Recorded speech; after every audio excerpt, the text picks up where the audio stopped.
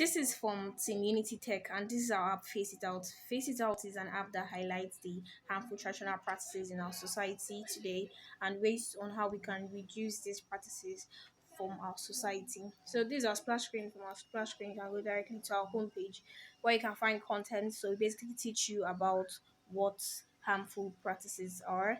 Like this. This is the first page where you see what's been of harmful traditional practice. Then you can go what are the five harmful practices, learn more. When you click on learn more, you can see other information about harmful traditional practice. Then go back to the home page where you have harmful traditional practices in Nigeria and prevention of harmful traditional practices. So basically, that's what is in our app. Then this is for our codes. This is for the sign up page.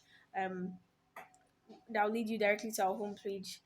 Then after that, you this is our home screen blocks that can able to help you to navigate between each screens.